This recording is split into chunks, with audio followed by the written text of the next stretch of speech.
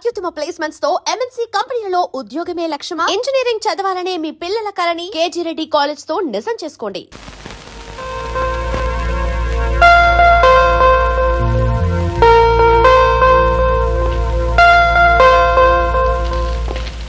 Excuse me madam, yes ఈ question papers ని ఒకసారి చెక్ చేయాలి. ఇటు ఇస్తారా?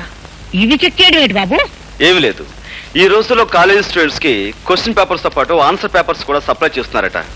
Is it? Yes. What mister Rajasekhar? Yes madam, కొన్ని చోట్ల గైడ్స్ కూడా సప్లై అయిపోతున్నాయి. Is it? ఆ కేసును నా చేతులతో నేనే పట్టుకున్నాను madam. All right madam, everything is okay. అది సరే, మిమ్మల్ని ఎప్పుడో ఎక్కడో చూసినట్లు. అదే ఆఫ్ కోర్స్ మాది పోలీస్ డిపార్ట్మెంట్ కదండి. ఏ పొలిటికల్ మీటింగ్స్ లోనో ఏ ప్రైమ్ మినిస్టర్ పక్కన చూసుండొచ్చు. Of course, maybe. చూడండి, మీ ఎగ్జామినేషన్ టైం అవుతుంది. Thank you right. Exam time అవుతుంది.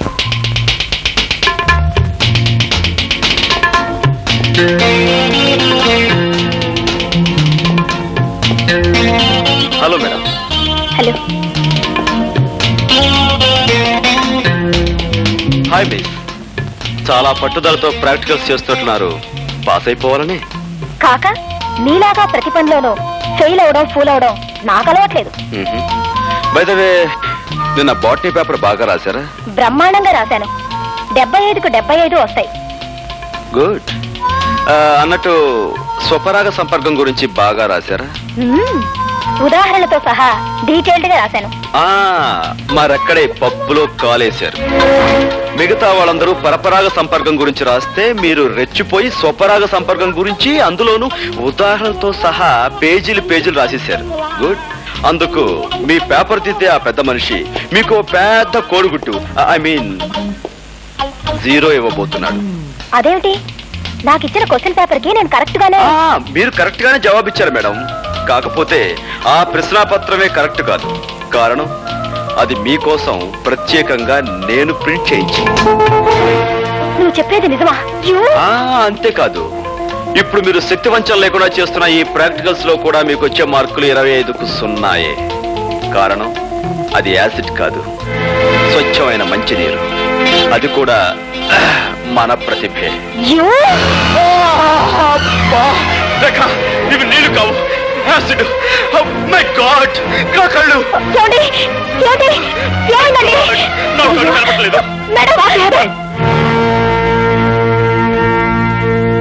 తగలడు బాస్. ఇదిగో, బాగా నటించి మంచి పేరు తెచ్చుకో. చూపిస్తాను తడాక. డాక్టర్, ఎలా ఉంది డాక్టర్? ఏమైంది డాక్టర్? అంటే పోయిందమ్మా. ఏం పోయింది? చూపు పోయింది. My God.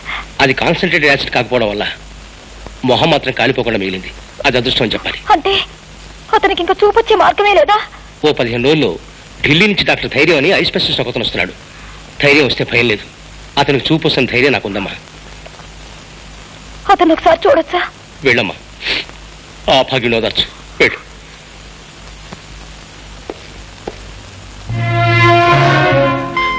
ఎవరు?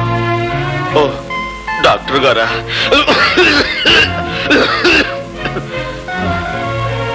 డాక్టర్, ఈ సమయంలో నాకేమనిపిస్తుందో తెలుసా? నా కంటి ముందున్న ఈ నల్లటి కాటుకు లాంటి చీకట్లో ఒకదానికొకటి తేడా తెలియక, తాడుకి పావుకి, పావుకి తాడుకి, లంగాకి లుంగీకి, లుంగీకి లంగాకి, పెసరట్టుకు దోశకు, దోశకు పెసరట్టుకు, చీకటికి వెలుక్కి, వెలుక్కు చీకటికి తేడా తెలియక నా బ్రతుకంతా అతుకుల బతుకై, గతుకులు అతుకై. డాక్టర్, మీరు వెక్కెక్కి ఏడుస్తున్నారు. ఇదేమిటి డాక్టర్? ఉందా లేదా అన్నట్లుగా ఉందేమిటి మీ నడు? నేను రేఖని, నన్ను మన్నించండి.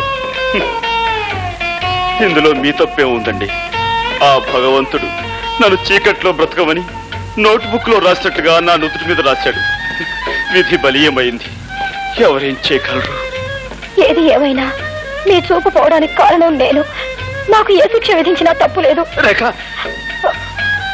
అలా అనకండి. చూపు పోయినందుకు నేనేమీ బాధపడటం లేదు. కాకపోతే చూడలేని నన్ను నా కన్న వాళ్ళు చూడటం జరిగితే వాళ్ళు గుండె పగిలి చస్తారు. అలా జరిగిన నాడు నేను గుండె పగిలి చస్తాను.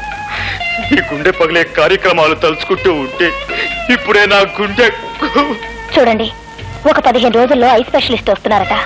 ఆయన కళ్ళ ఆపరేషన్ చేసి మీకు తప్పకుండా చూపు తెప్పిస్తారు. అంతవరకు నేను ఇంటికి వెళ్ళలేను, ఈ హాస్పిటల్ వాతావరణంలోనూ ఉండలేను. ఇప్పుడు నేను ఎలా? ఇక్కడ నా స్నేహితురాలు ఇల్లు ఒకటి ఉంది. ఆమె ప్రస్తుతం ఊళ్ళో లేదు, అక్కడ ఉందరు గాని. కానీ రేఖ, ఈ కళ్ళు లేని కబోది ఒంటరిగా ఆ ఇంట్లో ఎలా ఉండగలడు, ఎలా బ్రతకగలడు, ఎలా జీవించగలడు? గోపి గారు, జరిగిన తప్పుకు కారకురాల్ని నేను. కనుక మీకు చూపొచ్చే వరకు మీకు తోడుగా ఉండి మిమ్మల్ని భద్రంగా నేను చూసుకుంటాను. రేఖ, నువ్వు ఐఎమ్ సారీ రేఖ, నీ చేతులు అనుకుని అక్కడ చేయి వేశాను. తీరా వేసాక తెలిసింది నేను ఎక్కడ వేశాను. తప్పుగా అనుకోవు కదా? అనుకోలేండి. రేఖ, నువ్వు నిజంగా దేవతవి. రండి వెళదాం.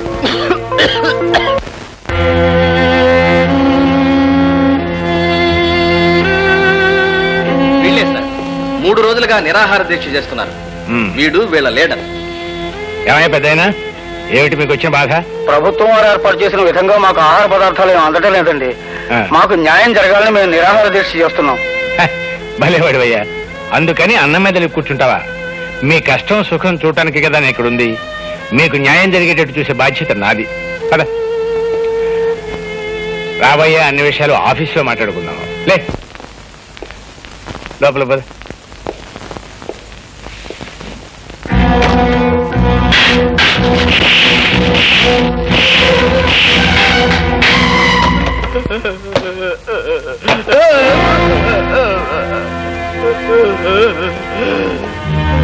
మీరు మనుషుల పశువుల? ఏమిటది? రక్తం వచ్చేలా కొడతారా? అనవసరంగా అభండాలు వేయకు. అతను లోపల తీసుకువెళ్ళాం. శాంతంగా జరిగింది ఏమిటి అని ప్రశ్నిస్తున్నాను. భయపడిపోయాడు, నోటి వెంట రక్తం వచ్చింది. ఈ విషయం ఇప్పుడే ప్రభుత్వానికి రిపోర్ట్ చేస్తాను. నీకు సాక్ష్యాలు ఆధారాలు ఏమైనా ఉన్నాయా? ఏమయ్యా, ఇతను మనం ఏమైనా చేశామా? ఆఫీసర్, ప్రతి సత్యానికి సాక్ష్యం ఉండదు.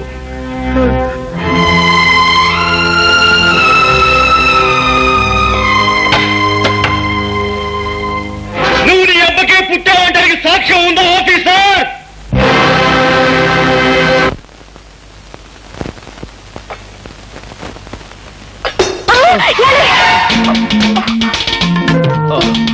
రేఖ, సమయానికి నువ్వు వచ్చి పట్టుకున్నావు కాబట్టి సరిపోయింది. లేకపోతే కింద పడిపోయి ఏ కాలో విరక్కొట్టుకునేవాడిని. దాంతో గుడ్డితనానికి తోడు ప్రత్యేక ఆకర్షణగా కుంటికాలు ఒకటి మిగిలిండేది. అసలు నా తోడు లేకుండా ఎందుకు కదిలారు? గుడ్డి పీనుగునైనా ఆకలి తప్పుతుందా, తింటం తప్పుతుందా? వంట పూర్తయిందా? ఇక్కడే అయిందండి. రండి.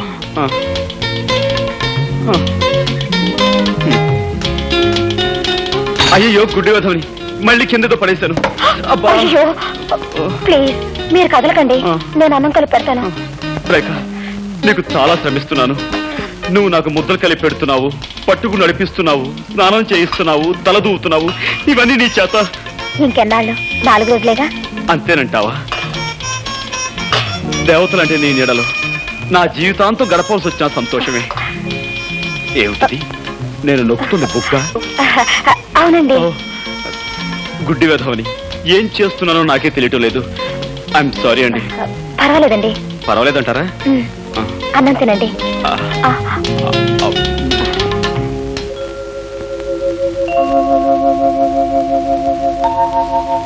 ఏమండి? ఏమిటి?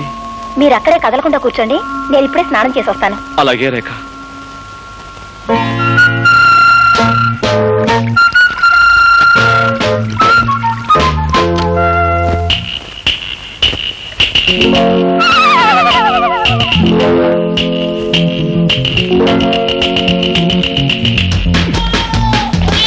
అయ్యో, నన్ను రక్షించండి, నన్ను కాపాడండి. ఏమండి? అయ్యో, హెల్ప్ హెల్ప్ హెల్ప్! ఏమండి, నన్ను రక్షించండి, నాకు చాలా భయంగా ఉందండి. ఏమండి? ఏదో మీద పడిందండి, మెత్తగా దూదు బూట్ల మీద పడేసరికి నా గుండె అదిరిపోయిందండి. అందుకే మిమ్మల్ని కేకేశాను. ఇంతకీ ఏమిటండి అది? పిల్లండి, ఏ బల్ల మీద నుంచో మీ మీద దూకుంటుంది. పిల్ల? దాని కారణంగా మిమ్మల్ని కంగారు పెట్టాను. ఏమండి, ఏమిటండి ఇదంతా తడితడిగా ఉంది? సబ్బు. సబ్బా? అంటే మీరు సగం స్థానంలో ఉండగా పిలిచానా? అయ్యో, మిమ్మల్ని చాలా ఇబ్బంది పెట్టాను. ఐఎమ్ సారీ రేఖ. పర్వాలేదండి.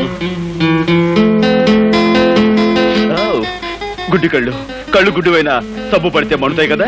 అమ్మా, సబ్బు పడి కళ్ళు మండుతున్నాయి. ఏమండి? సారీ, ఇదో రండి, కళ్ళు కడుగుతాను. అలాగేనండి.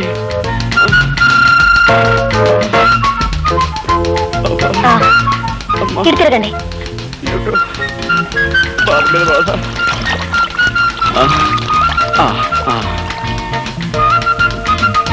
అది షాంపూ అండి. ఓ, ఏమండి, మీరు తలంటి పోసుకోలేదా? లేదండి. అయ్యో, ఇదేమిటండి? శ్రావణ శుక్రవారం పూట ఆడపిల్లలు తలంటి పోసుకోపోవడం ఏమిటి? ఉండండి. వద్దండి, వద్దు. ఏమండి, ఒక గుడ్డివాణ్ణి తీసుకొచ్చి మీరు ఇన్ని సేవలు చేస్తున్నారే, అలాంటి మీకు కనీసం ఇదైనా చేయనియండి. ఇలా చేసైనా సరే మీ రుణం తీర్చుకోనివ్వండి. ఏమండి, ఈ కళ్ళు లేని కబోదు గురించి మీరు సంకోచిస్తున్నారా? ప్లీజ్ ఎక్కడైనా సెటిల్ అవ్వండి. రండి. ఏమండి? Thank you.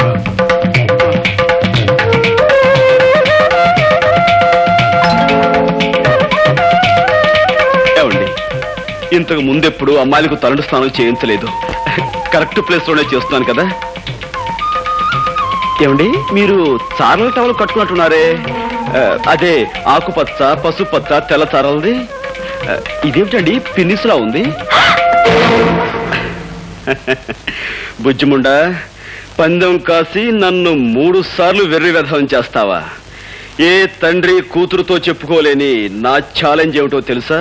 నీకు ఈ విధంగా తలంటు స్నానం చేయించడం. అంటే మీకు అంత కనిపిస్తుందా? ఆహా, ఇన్నాళ్ళు అన్ని 3D ఎఫెక్ట్ లో చూస్తూనే ఉన్నాను. Don't get excited.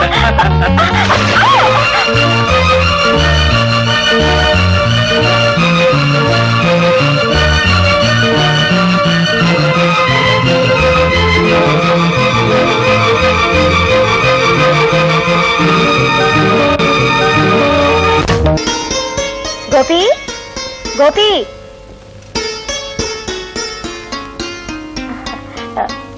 గోపి గారు లేరా అండి?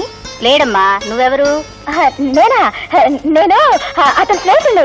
చిచి, అతను నాకు స్నేహితురాలు. చిచి, కాదండి, అతను నాకు పరిచయస్తుడు. ఆయన మీకు అమ్మగారు కదండి? వాడు నాకు అమ్మ కదమ్మా, నేనే వాడికి అమ్మ. నా ఉద్దేశం కూడా అదే. నమస్కారం అండి, కూర్చోండి. మీకోసమే ఇది తెచ్చానండి, కూర్చోండి. సంతోషం అమ్మా. ఇంతకీ ఆయన ఎక్కడికి వెళ్ళారండి? వచ్చే వారం వాడి పెళ్లి కదమ్మా, అందుకని కొత్త బట్టలు కొనుక్కుని ప్రెస్ నుంచి శుభలేఖలు తీసుకొద్దామని వెళ్ళాడు. గోపికి పెళ్ళా? ఏమ్మా అలా అడుగుతున్నావు? అబ్బే, ఏం లేదు. నాకు మీ ఇద్దరి విషయం మా వాడు చెప్పాడులేమ్మా. చెప్పేశారా? అంతా చెప్పేశారా? ఆహా, అంతా చెప్పాడు. తాను ఛాలెంజ్ చేసిన సంగతి, బాత్రూమ్ లో తలంచిన సంగతి, మేమిద్దరం ప్రేమించుకున్న సంగతి అంతా చెప్పేశారా? వాడు చెప్పలేదమ్మా, ఇప్పుడు నువ్వే చెప్పావు. ఏమిటండి మీరనేది? పోలీస్ ఆఫీసర్ తల్లిని ఎదటి వాళ్ళ నుంచి నిజం రాపట్టడం నాకంత కష్టమేం కాదు. ఇంతకీ నీ పేరేమిటమ్మా? రేఖ. ఆహా, మీ నాన్నగారు ఏం చేస్తారు? జైలు సూపరింటెండెంట్ జగన్నాథం గారే మా నాన్నగారు. జగన్నాథం కూతురువా నువ్వు? ఏమిటి అలా అడుగుతున్నారు? అబే, ఏం లేదమ్మా. ఎందుకమ్మా నిజం దాచాలని ప్రయత్నిస్తావు? బాబు, నేను ఇప్పుడే జగన్నాథం గారి దగ్గర నుంచి వస్తున్నాను. ఆయన నాకంతా చెప్పారు. అంతా చెప్పేశాడా? ఆహా, అంతా చెప్పేశారు. చేతులెత్తి దండం పెట్టినా, న్యాయం చేయమని దీనంగా ప్రార్థించినా, కేవలం సాక్ష్యాధారాలు లేవంటూ పట్టించుకోని సంగతి, నిర్దాక్షిణ్యంగా వెళ్ళగొట్టిన విషయం నీతో చెప్పేశాడా? ఆయన చెప్పలేదమ్మా, ఇప్పుడు నువ్వే చెప్పావు. పోలీస్ ఆఫీసర్ని అవతల వారి నుంచి నిజం రాబట్టడం నాకు పెద్ద కష్టం కాదమ్మా. నాకు ప్రమోషన్ వచ్చిన సంగతి నీకు చెబుదామని వచ్చాను. కానీ ఇప్పుడు నీకు న్యాయం చేయని వ్యక్తిని ముందుకొచ్చి చేతులు జోడించి దయచూపని ప్రార్థించేలా చేస్తాను. వద్దు బాబు. రేఖ, నాతో రా.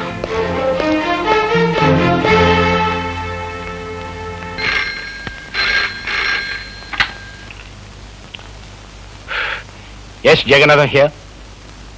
ఎవరు? ఇన్స్పెక్టర్. ఏమిటి విశేషం? వాట్? నమ్మలేకపోతున్నాను. ఒక ఆడపిల్ల ఒక మగాన్ని రేపు చేయడమా? ఎలా కుదురుతుంది? కుదిరిందని అతను కంప్లైంట్ ఇచ్చాడు, చేశారని ఆ పిల్ల ఒప్పుకుంది. మధ్యలో మీరెందుకండి అనవసరంగా బీపీ తెచ్చుకుంటారు? పీపీ గారు బాబు ఇవి నక్షత్రాల్లో ఉన్నాయి. అవును డాక్టర్, ఆమె నా మానాన్ని అతి దారుణంగా దోచుకునే సమయంలో ఆమె చేతుగోళ్లు నా భుజంలోకి దిగపడ్డాయి.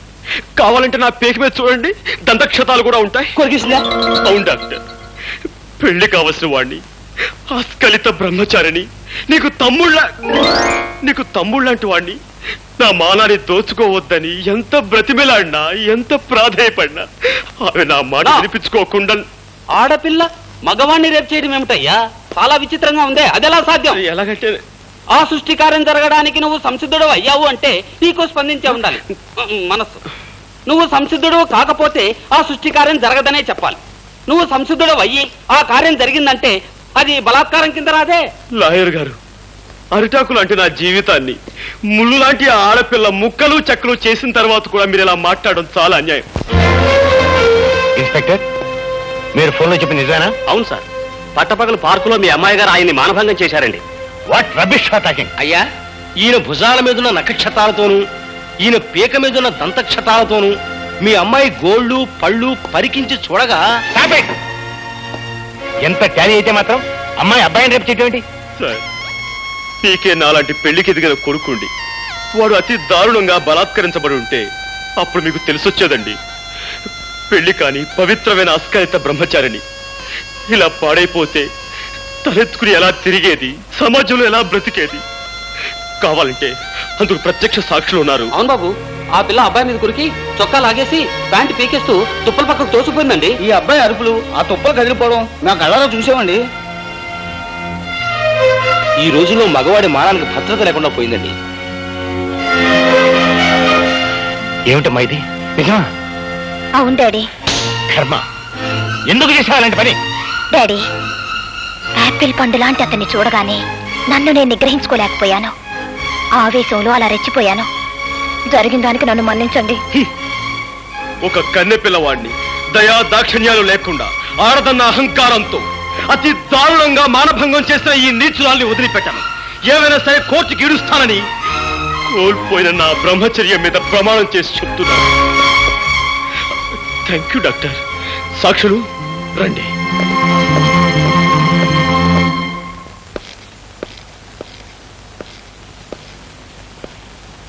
గోపి, అరే మీరా?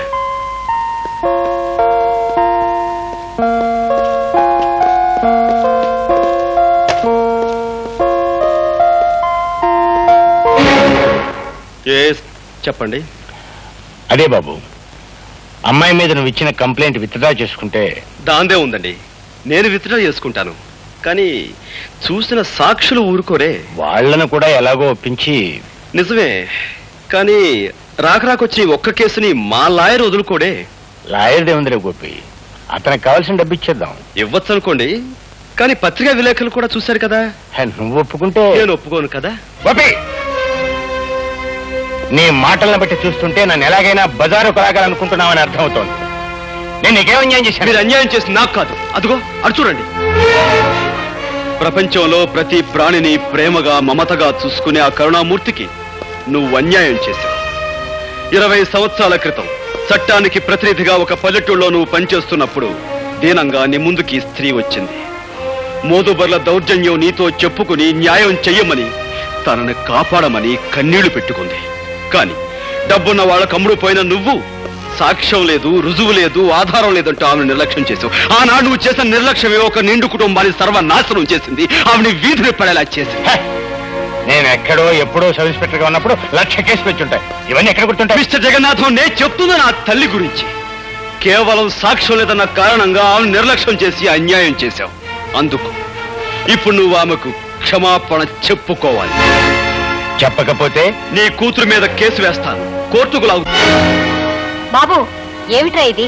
ఆయన నీ పై అధికారి, ఆయనతో నువ్వు ఇలా ఘర్షణ పెట్టుకుంటే ఎలా? అమ్మా, ఈయన పై అధికారే కావచ్చు, ప్రెసిడెంట్ ఆఫ్ యునైటెడ్ స్టేట్సే కావచ్చు, కానీ ఇక్కడ అన్యాయం జరిగింది నా తల్లికి. బ్రహ్మరుద్రాలు దిగొచ్చినా సరే ఈయన క్షమాపణ చెప్పుకుని తీరాలి. All right.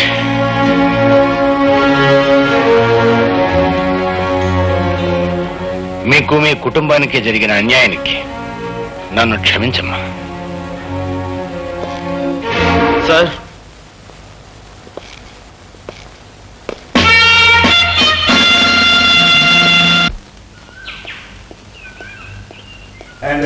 videos, Please subscribe to iDream. Please subscribe to iDream. Please subscribe iDream. And please subscribe to iDream. For more videos, subscribe to iDream. please like, share and subscribe to the channel. Congratulations iDream. Subscribe to iDream. Subscribe to iDream. So subscribe to iDream Media. iDream కి iDream team అందరికి huge congratulations. Please subscribe iDream media. Please subscribe to iDream. Subscribe iDream. Please subscribe to iDream. iDream అంటే నా కళల channel subscribe చేసుకున్న నోరు తిరుగుతలేదు, మీరైతే గంట గుర్తు కొట్టండి. For more such videos, please subscribe to iDream. Subscribe to iDream. Please subscribe to iDream. Please subscribe iDream media. Please do subscribe to iDream. Please subscribe to iDream media. For best entertainment and information please subscribe iDream. And don't forget to subscribe to iDream.